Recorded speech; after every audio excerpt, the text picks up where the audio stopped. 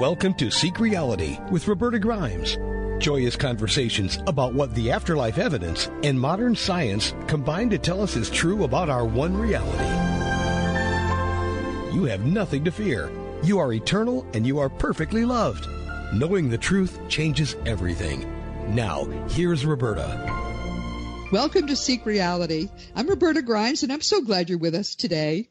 Our guest last week, as you know, was the wonderful young part-time researcher and full-time tech business guy, Mark Gober. Mark's big discovery has been the primacy of consciousness, and his two books address how willfully clueless the scientific community has been in clinging to their materialist dogma. His first book, out in 2018, was An End to Upside-Down Thinking, Dispelling the Myth that the Brain Produces Consciousness, and the Implications for Everyday Life. He does long subtitles. 2 years later came An End to Upside-Down Living, Reorienting Our Consciousness to Live Better and Save the Human Species. Well, why don't we all want to do that?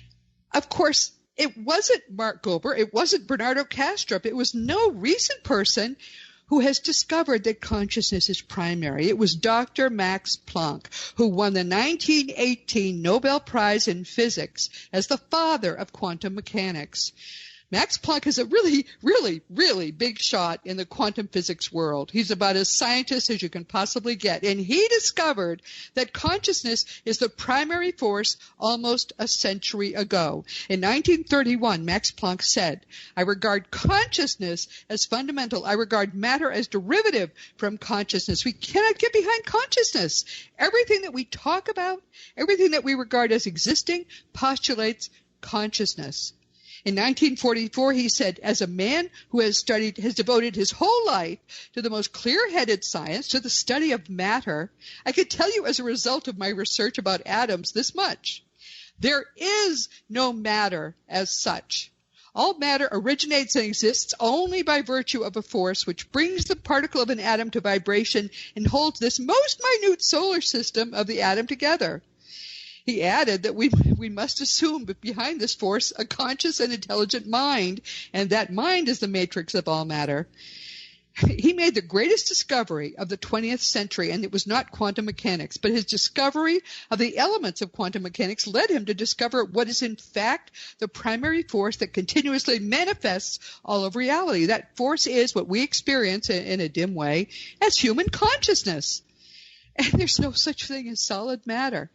And here's another guy who's kind of a big shot to scientists. Dr. Albert Einstein is also something of a leading light, wouldn't you say, of 20th century physics? And he also discovered that nothing is solid, nothing. Here are two quotes from the illustrious Albert Einstein, demolishing the idea that the material world is solid. He said, "Concerning matter, we have been all wrong. What we have been calling matter is energy, whose vibration has been so lowered as to be perceptible to the senses. There is no matter." He also said, "Reality is merely an illusion, albeit a very persistent one." So for 100 years, scientists have had their most leading lights telling them the truth, and they still ignore it. They still deny it. Our guest today is a really brilliant guy who has written a masterful book about the abject, utter cluelessness of mainstream science. Even so many decades after the two greatest physicists of the 20th century made it clear that the science was telling them that nothing was solid, to this day, mainstream science is stuck in what our guest today calls physicalism. Bob Gebelein discovered that science is off the rails a full 50 years ago, and he had a great career then in software while he waited, as I have waited all that time, for some light to dawn on the big, stupid, artificial rock that is materialist science. Then in 2018, he published an absolutely transformative book, I love it, called Dirty Science: How Unscientific Methods Are Blocking Our Cultural Advancement. Especially if you've been confused by the scientific refusal to seriously investigate any of what we talk about here on Seek Reality, you're going to love what we'll be talking about today. Bob, welcome. I'm so glad you're with us. Hey, good to be here. People are going to be wondering what got you started looking at science critically. Can you tell us just a little bit about your background and what made that become important to you?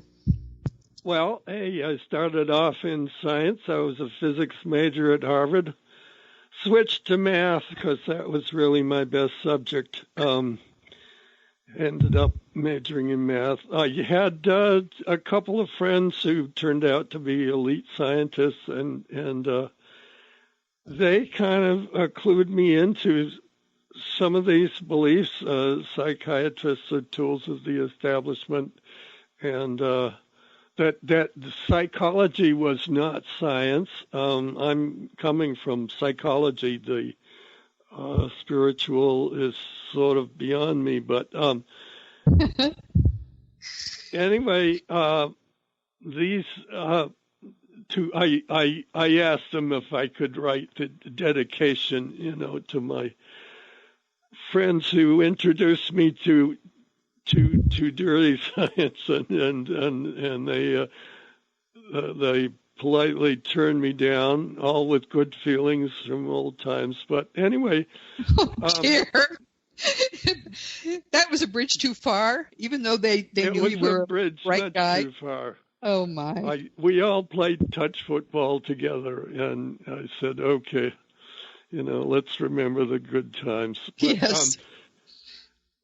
When I came in 2009, I decided I was 75 years old, and what am I going to do with my life in my old age? I'd retired from computer programming and long obsolete, and came to the Rhine Research Center here in Durham, North Carolina, to work as a volunteer, and discovered it wasn't just like my friends. I thought it was just ridiculing anything that wasn't physical science, but no, I found that people have lost their jobs and lost their ability to publish and so forth. And my people here, I know, was that Jim Carpenter said that people were slightly less friendly here at the university. He's at the University of North Carolina, but he's also one of our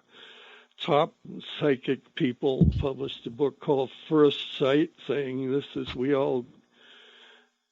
all this stuff comes into our senses, just our senses aren't capable of handling it. So anyway, I learned that the people who study the psychic and the spiritual are actually persecuted. I mean, it's almost like the Dark Ages. Yes. And they lose their jobs, they lose their ability to publish, they lose their funding. We get our funding from Portugal. They're more tolerant in other countries, and I want to read the statement, if I may, from the this is the crowning. People in the olden days said, well, it's impossible for anything heavier than air to fly, and they said that, patent office should be closed because everything that can possibly be invented has been invented. That was I remember in the that. 1880s sometime. Yes. Anyway, but this ranks this with as I say, the Annals of Folly.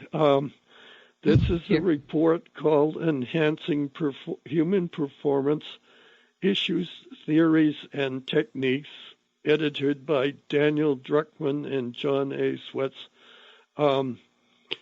They studied psychic abilities, and they quote here from page 22: the committee finds no scientific justification from research conducted over a period of 130 years for the existence of parapsychological phenomena. Well, we have here at the Rhine literally a ton of evidence, and that is the most foolish statement that anybody's ever made, and it's in print. So anyway, but isn't it because they have not studied? I mean, there's no way anyone could honestly study the history of psychic phenomena and make that statement. So the only way they could have done it would have been that if they just plain blanket said it without looking at anything. Is that what they did? That's right. Okay. That's right. They just totally ignored. They had 5 references to the Journal of Parapsychology, and that was it. I mean, we have the Journal of Parapsychology goes back to 1937. The British Journal goes back to 1882, and we have it here. I mean, it takes the whole shelf, and there is, and the only way. I mean, here's how they rationalize it. They say these things are impossible as the first premise, of course, which is kind of like, where did that come from? These things are impossible, therefore the evidence must be flawed. Now, this is the opposite way that science usually does things. I mean, I'm all for science. I have a scientific background. I programmed computers, for 22 years, and science is fine if it's doing, if it's doing science, but these people, because of their reputations as scientists, just like my friends who became elite scientists, because of their reputation, people believe them, and they have power, even with, I'm arguing that the people who do the funding don't have to be influenced by this ridicule. They are the ones with the power, so, I'm hoping some of them might pick it up and listen to me. Okay. So here's the thing. Everyone, we've talked about this before, and we've had people on who've talked about it before. The simple fact is that the mainstream scientific community has turned itself into a belief system, and they did this more than 100 years ago when they started to call materialism the scientific dogma of materialism. And they based all of science on the notion that all they had to do was study matter. I didn't realize till I read Bob Gebelein's book what a damaging result has happened to our culture as a result of this. He is actually, after you sort of say a few polite things about science and it's not all bad, you really are pretty lethal about it. He starts his book this way. This book needs to be written. The story needs to be told. It's a story of corruption and abuse of power, of scientific ridicule and academic prejudice, of how the people we have trusted to give us accurate knowledge have betrayed that trust and blocked large segments of knowledge from our view. Boy, ain't that the truth? Perfectly said. When we wake up and recognize it, you say, this corruption will be seen to be as serious as the corruption in the Catholic Church that precipitated the Protestant Reformation, or the corruption in the French government that brought on the French Revolution. And you say we're already deep into something like another dark ages in terms of knowledge, and you're absolutely right, because there's so much that's being kept from the people, because science has to, stonewall it. You say somebody should have warned us this is happening. Somebody should have written this book a long time ago, but I don't see this book anywhere. It's as if everyone was functioning in some kind of trance state. And you said you would have preferred, and I would have preferred as well, for someone with a scientific background to actually write about what's going on in science. But, of course, nobody will. And you talk in your book, and you talk very well in your book about how they keep such strict control. They use ridicule. They use denial of, as you said, publication or a job or whatever.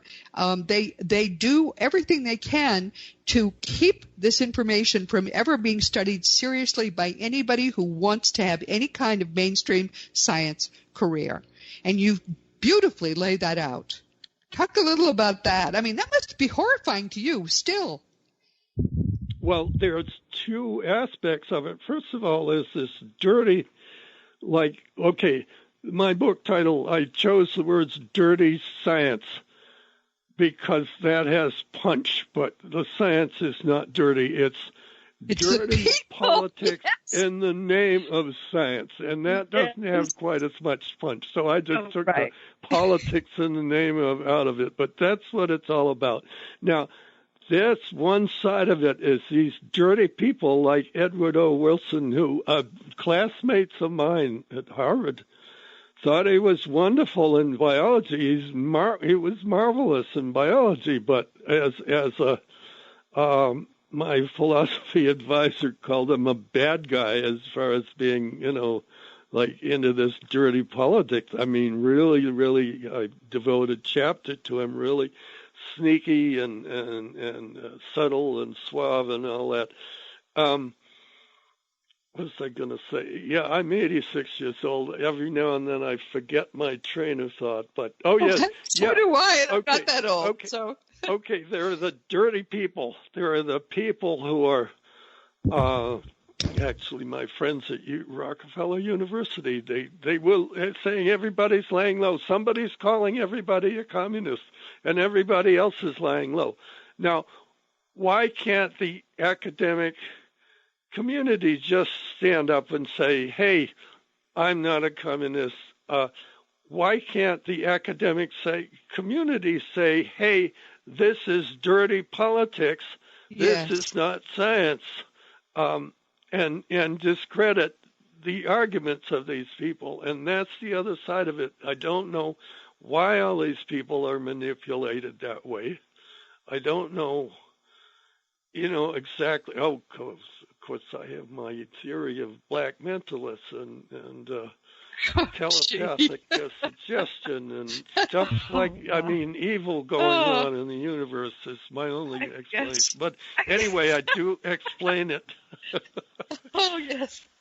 I do explain it as in-group thinking. If you belong to a group, like the gang on the street corner, you have to conform towards norms and play lip service to its opinions, attitudes, and beliefs. And it's like a gang, and you get indoctrinated into science, just like I was explaining how I first began studying science in the 8th grade. Now I think they started in the 4th grade. But anyway, the teacher was saying, no, it's not a lever, it's a lever.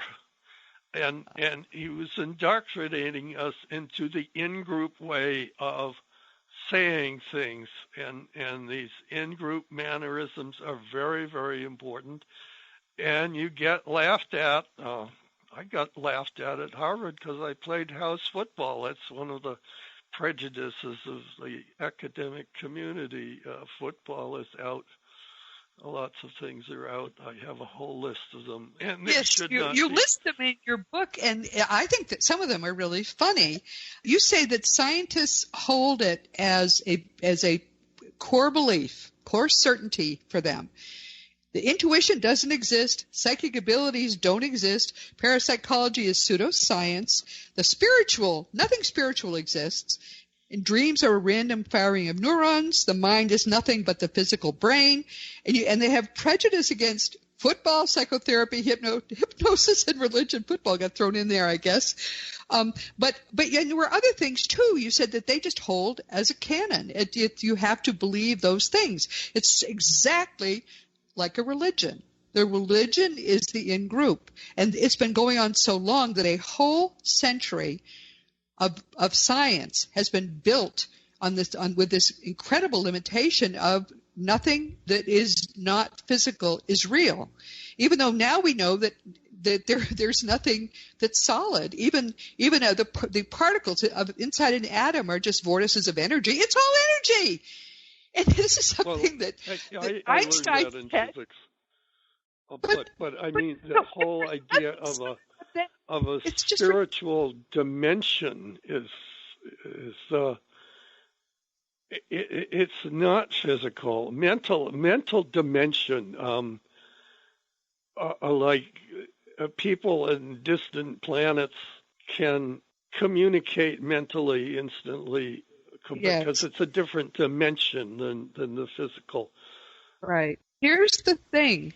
As you point out, they have weapons that are very powerful. The weapons include pronouncements from on high. When, as you read what those two foolish people were willing to sign, that there's no evidence in 100 and some odd years of any psychic phenomena, which is ridiculous because it's all over the place. But they just, because we tend to trust and revere science, right? I mean, science has given us so much good stuff. Yes. When they make a pronouncement, that's it. We're supposed to believe it, and many people do believe it. And you, as you say, they use ridicule too. And that's another problem that people have had who have worked in this field, because it's hard to have people say you don't know what the heck you're talking about, even though we've spent our life studying it and we do know very well what we're talking about. Ridicule is a terrible weapon. You also say that they use power politics, which is where they say, nice little scientific career you got there. Too bad if anything should happen to it. You better not write about this or that, because it'll be gone. I mean, they're gangsters. It's terrible. And another problem is, a big problem is, I'm sorry, I'm so excited about this, I can't even stop talking. Yeah, go ahead. A big problem is Wikipedia, because we tend to say, well, Wikipedia, all the experts. If you look up any of the things that we talk about on Seek Reality, things that are certainly true, and you look them up in Wikipedia, you'll find that science has said there's no evidence for them, or if it's a person, that he's a crank or a shyster, he's whatever, he's made it all up. You cannot use Wikipedia as a source of any information whatsoever in the entire field of non-material phenomena, because again, they are just being enforcers. I'm sorry, go ahead, sir. Yeah, no, I'm saying yes. I mean, that was my first encounter here. Sally Ryan Feather, who was the director at the time, the daughter of J.B. Ryan, and she pointed out that Wikipedia, you look up parapsychology in Wikipedia, well, it changes every day, but at the time it started us saying parapsychology is pseudoscience. Right. Well, the expression pseudoscience is itself pseudoscience. Right. I mean, it's not science, it's smear tactics right away. And I got in there, and she said that a former head of the Parapsychological Association had tried to get Wikipedia to change their tune. Well, I got down deep into Wikipedia. Where do they get this nonsense from? And I'm trying to not use profanity here. I mean, this is ranks as profanity. This report that I just read. What basis? And I saw down there the National Academy of Science. Well, you look up the credentials of these. Whatever board members, like the committee, the head of the National Academy of Sciences, these are, one of our group things at Harvard was not to be impressed by anything, but I am truly impressed by the credentials of this, ruling board of the National Academy of Sciences, and yet, how did these people, anyway, I did write to the president of the organization with a lot of help from Sally, who is wonderful. She said, no, don't use the word farce. Don't use the word sham. She's a very gentle person. And yes, helped always me good. a lot in this. And so was John Palmer, was the editor of our Journal of Parapsychology, and they helped me draft a letter, which I sent twice by certified mail to the president of the National Academy of Sciences. And after twice, he sent me back a very nice reply saying, yes, he'd have somebody investigate it. But, of course, nobody ever investigated it. So anyway, yeah, Wikipedia. Then I learned from our current director here, John Cruz, said, well, there's a person named Susan Gerbic, and she is what do they call it now? I just had guerrilla skeptics. Yes, Susan Gerbic, I believe, is a person who went from a strict religious background, suddenly somebody turned her around into materialism, and now she's strictly religious. And anyway, these guerrilla skeptics, it's the same thing. They smear things. I mean, they can discount our whole organization here just by calling us believers. Oh, they're believers. That's their technique. They use insults, and because they have scientific credentials, people trust them. But they're lying to the American people and to the world. They're lying in a vicious way because they're trying to make people believe that they are nothing but a hunk of meat. That's all they are. The hunk of meat inside their skull produces their consciousness, their personality. It didn't exist before they were born, and it will die with them. So that's what they are trying to make Americans and the world have as a self-image. This is the opposite of what is true. And not only that, it's a very dangerous thing because we worry that people are dog eat dog and I'm going to get mine. And so, well, of course, it's because the scientists are telling them that's all there is for you. You better get it now while you're in this body because you will not exist after the body dies. And that is 100% a lie. And not only is it a lie, it's a lie that is destroying our culture, as you point out so brilliantly, because the culture should be based on the highest aspirations, and instead we are crawling along with the other, non-human animals in the gutter, and there's no other place for us according to science.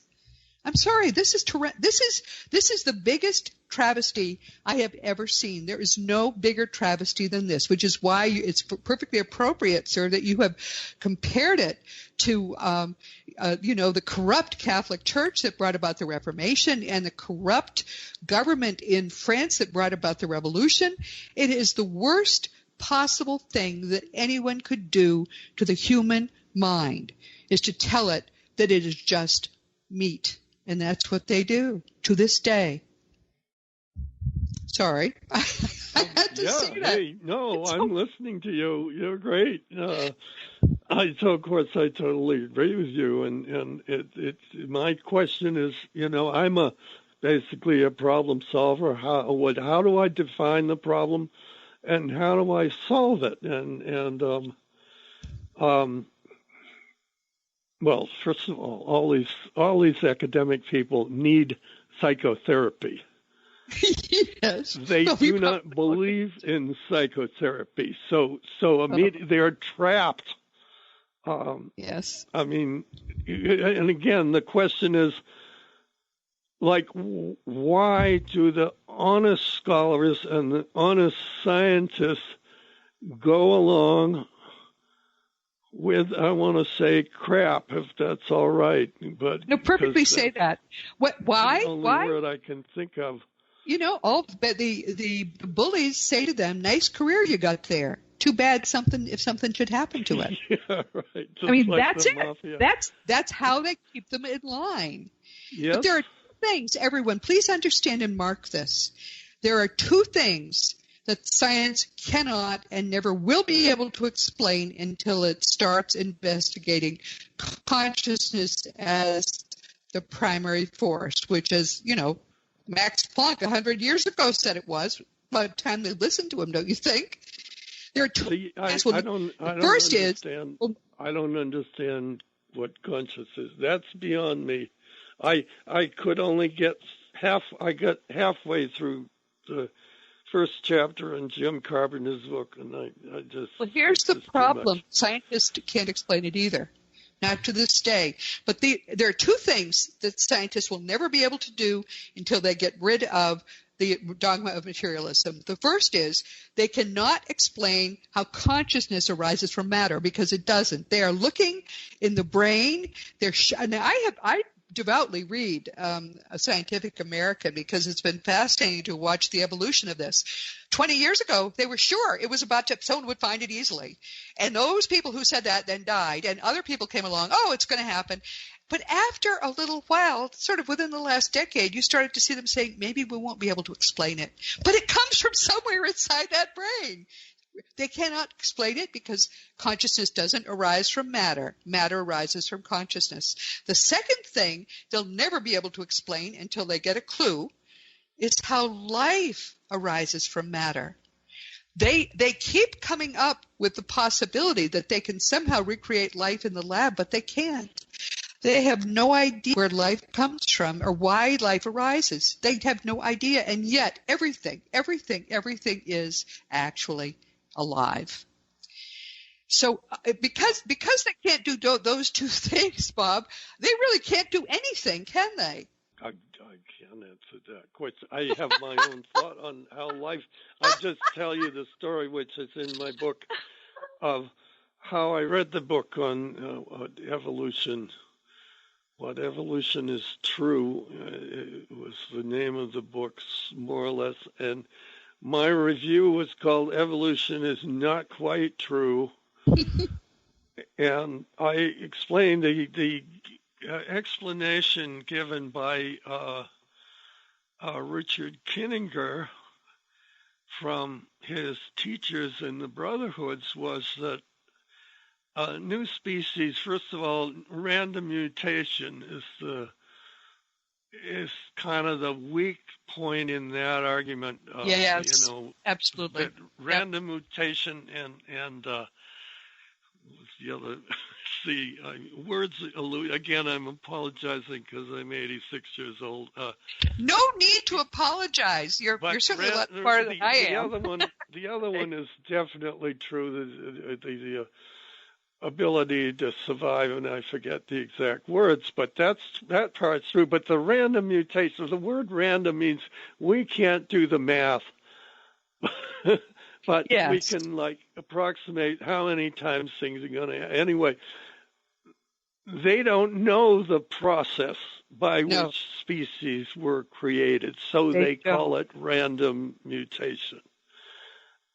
Richard Kinninger, as taught by the Brotherhood, said angels created new species when the environment was ready for them. Okay, this is not God creating everything in the beginning in 6 days. This is very reasonable.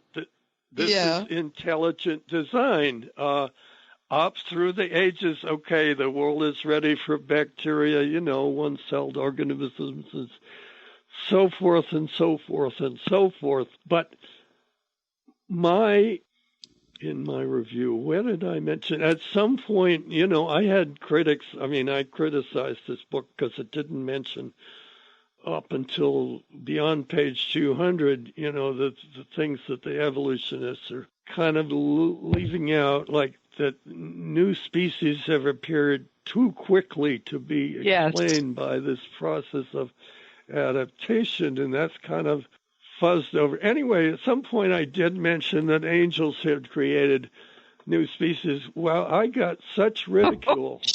This is hilarious. This is hilarious. One guy, he's just, it's guys. Women don't do this. No, women are Susan Gerbic and a few others. Generally it's men who do this. And anyway, just the ridicule. And I realized that, of course, what am I investigating? Oh, yeah, I know. A friend of mine was doing ozone therapy on me. Really? Well, hey, yeah, you're laughing at it, but it's ridiculed. Anything like that. Ridicule keeps people from experimenting. Ridicule blocks the scientific curiosity. But they can't allow scientific curiosity except in certain channels. That's why the ridicule. You said, I'd like to talk a little bit more about what you said about the theory of evolution, because I thought it was excellent. You said at some point Darwin's theory ceased to be a scientific hypothesis and became quasi-religious dogma. Around 1950, the biologists were searching for the missing link. I remember that. They never found the missing link, and that would have shown, of course, at least in some fashion, how things work. So they simply stopped searching for it. By the 1980s, when I tuned in to Stephen Jay Gould on TV to see what proof of Darwin's theory he could offer, he simply started off with Darwin's theory as a given, a first premise, a fundamental truth. You remember writing that? But here's the thing. Absolutely. There is so much they can't explain. At the same time as Darwin had his theory, they were ridiculing Lamarck. And Lamarck was right, because it was Lamarck who said there are epigenetic influences that happen during the life of a being or of an entity that can change the entity's genetics or whatever. And apparently that does happen. But poor Lamarck, he died a pauper. And over again, they're stupidly wrong. Everyone, are you aware that almost all the species currently alive came into their modern form within a few decades of one another 200,000 years ago? Humans, elephants, everything. They all came into being almost at once, and the old ones died out. There's no way you can explain that. So they ignore it. Anything they can't explain, they just don't want to even think about. But yes, you're right. Darwin was wrong. A lot of other people were right, and there are things which we know now which were not known in the time of Darwin that would have really thrown him for a loop. So, sir, so do you have any other thoughts on evolution, which I think is very, very important factor, and we could perfect it, except that what they're trying to do is just, as you point out, make Darwin's theory whatever they want it to be and say it's already solved, which of course it's not. Darwin's theory gave them an excuse to say, okay, we don't need a creator to explain all this, therefore we can do away with God. And we can do away with everything spiritual. And I think we're discovering here at the Rhine that there are spiritual forces. And I think, the hippies, first of all, I think the Darwinist revolution where they went to physicalism was necessary to get rid of the authoritarianism of religion, both Catholic and Protestant. Yes. Was sort of dominating people. I think people were, I guess the witches weren't being burned in the 1800s, but anyway, they got rid of religion, which was too domineering, but then they imposed scientism or physicalism. Yes, scientism.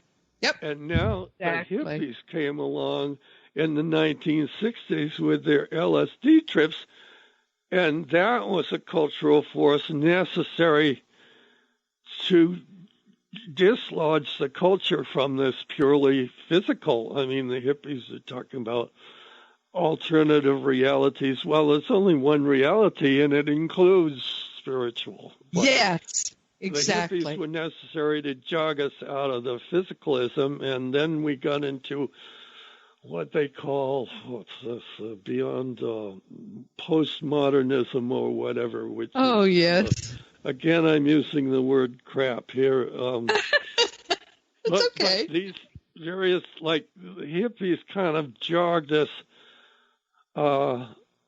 People were, what did Charles Tart, he gave a wonderful, by remotely from California, talking about being in experiments stacking LSD, and scientists asking him, how do you feel, and asking him all these scientific questions, and he's saying he didn't want to answer all these questions. He's exploring the cosmos. His mind is being opened up.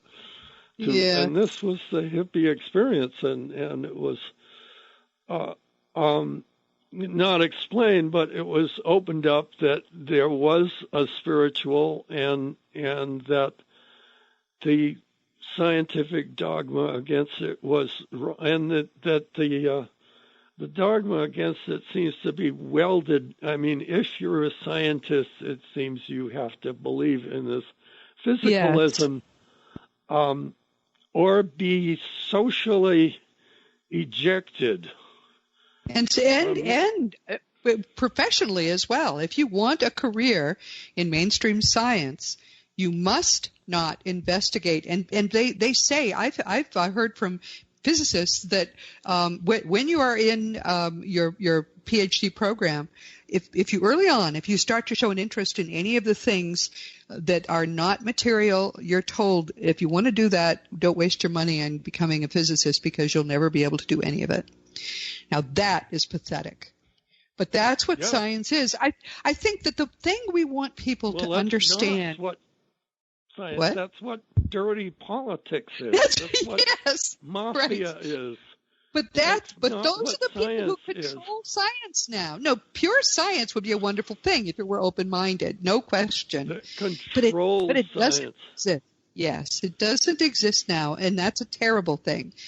But I think the thing that I take away from your book is it's up to us to open everyone's mind, because certainly science never will, and to question all of these things, as you are doing wonderfully with Wikipedia and with the Academy of Scientists, because unless people challenge it, it will just go on, and more people will find, including my own children, think I'm probably a little crazy because they believe the scientists. Adult children of mine believe the scientists. How tragic that is to me. But nonetheless, that's how it is. Yep. So just remembering I told my grandnephews when they were in high school my theories. And I'm saying, don't tell your teacher this. Oh, no. That's right. Are you trying to subvert the next generation? Oh, my dear. I have said, and I hope it won't take this, I have said that science will be shamed into actually becoming an open-minded search for the truth when we have an app that you can have on your phone that will allow you to call up your great aunt and get her secret ingredient for the family recipe. Then you cannot any longer be fooled about any of it. And believe it or not, everyone, there are scientists, and their names you would know, who are working on this in laboratories that we think of as not material, but then even the laboratories that are here are not material. So it's really not very different.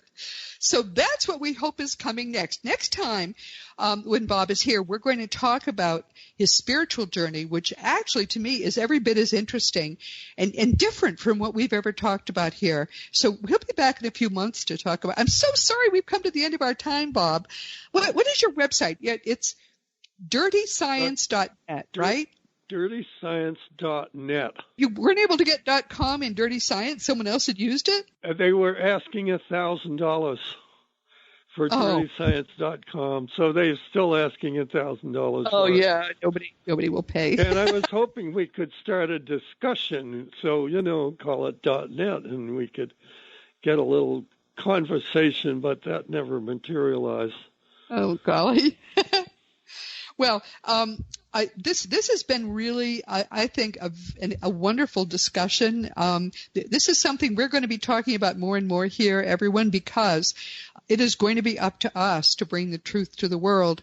And more I'm coming to see that it's essential to do that, because so long as people are told by the people they most trust that they are meat and they didn't exist before their bodies were born, and they will not exist when their body dies. As long as people are taught by scientists that nonsense is true, then we have a problem with our culture, and that is actually, to me, the key takeaway I take from your book. I never realized how deep the rot goes until I read it. So thank you so much, Bob. Can I just say one thing? Of course.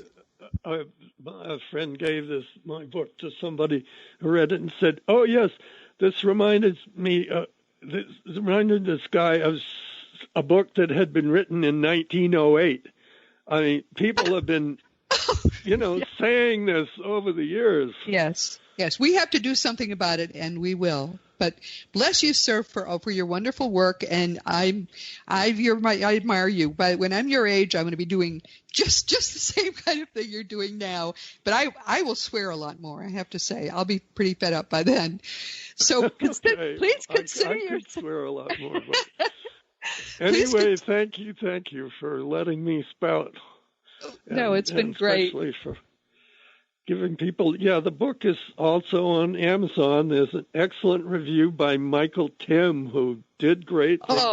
Which we loved him. Yes, he's great. He was recently here for the 4th time, I think. But please consider yourself hugged, and thank you so much for being here. Thank you for having me. My dear friends, this has been Seek Reality with Roberta Grimes. I'm so glad you could be with us today. Please never forget that you are a powerful, eternal being. You never began and you never will end. And when you really get what that means, all its implications, it will change everything in your life for the better. Next week, our guest will be Michelle Blood to talk with us about the amazing power of affirmations, which I love. Michelle does other things as well. She uses her Musivation seminars to produce mystical success events worldwide. And she tells us that the largest of these events was when 50,000 people joined her in Kuala Lumpur. I will never be able to say that. Michelle has awakened her Kundalini with many years of meditation, and we're going to talk about that too, because I'm beginning to be interested in other ways to raise our spiritual vibrations. We've talked about the ways to raise our spiritual vibrations using the teachings of Jesus. I still think that's the easiest, but I'm trying to understand from other people, like our friend Bob and like Michelle, how they did it and how that worked. She now teaches others how to live a mystical life and experience divine oneness, which she says is the true heart of true happiness, success, and purpose in life. We're going to use her book, The Magic of Affirmation Power, to talk about what I think is very important, and we should have talked about more often and sooner than this, the astonishing fact that affirmations are powerful. They can have real and very positive effects in your life. Just don't tell that to the scientists. It'll blow their minds. This week, we've been speaking with Bob Gebelein, and like Mark Goper, who was our guest last week, Bob had a serious career in software design before he kicked off the traces, so to speak, and he began to really talk about and write about and use what he has spent his life coming to understand. And that is how horribly science is being used by really a few people, not all the scientists, but a few of them, and they're effectively using it to keep us from understanding the truth about reality. And that his book is Dirty Science, How Unscientific Methods Are Blocking Our Cultural Advancement. Unscientific methods like lying and ridicule. Yeah, those are pretty unscientific, I think. Bob has written this devastating book, which I wish I had written, about the complete failures of materialist science. And the truths that we talk about here on Seek Reality, those truths that brilliant people like Bernardo Castro, Mark Gober, Craig Hogan, and so many other brilliant, brilliant folks have spent their lives studying. And these are the most clear-headed people there are. All of this stuff is true, and yet the scientific community is still entirely stonewalls it. Scientists claim without any evidence that they actually know what's going on, but they do not have a clue. They still think everything is solid. If you want to begin to understand this ugly mess of denial that the scientific system has become, Bob's book, Dirty Science, is a great book for you to start with. Now, as you know, my own nonfiction books are Liberating Jesus, My Thomas, The Fun of Dying, The Fun of Staying in Touch, The Fun of Growing Forever, The Fun of Living Together, and very soon now, sooner than it was last week anyway, The Fun of Loving Jesus, Embracing the Christianity that Jesus taught. Thomas tells me it's going to be soon now that we can finally publish that book. All my books are available from bookstores if you order them and on Amazon, and the adult books are available as audiobooks. There's a children's book, which is The Fun of Meeting Jesus, and it's beautifully illustrated. So if you know a young one who might be interested in kind of seeing a beautiful picture book and learning about Jesus, there's that for you. If you want to talk about any of my books, or if you want to talk about anything at all, never forget that you can contact me through the green contact block on robertagrimes.com. I do answer every email. Past episodes of Seek Reality are available on webtalkradio.net and many other, really most places you can find podcasts. You'll be able to find Seek Reality at this point. And in addition, there's a wonderful app that you can get for free in the iTunes store where the episodes will just show up every week.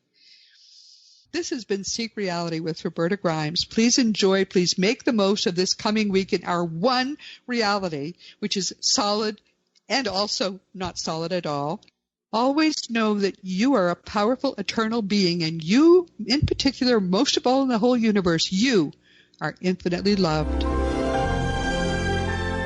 You've been listening to Seek Reality with Roberta Grimes. Roberta blogs and answers questions at robertagrimes.com. Join us every week as we explore what the afterlife evidence and modern science combine to tell us is true about the one reality we all share. Knowing the truth changes everything.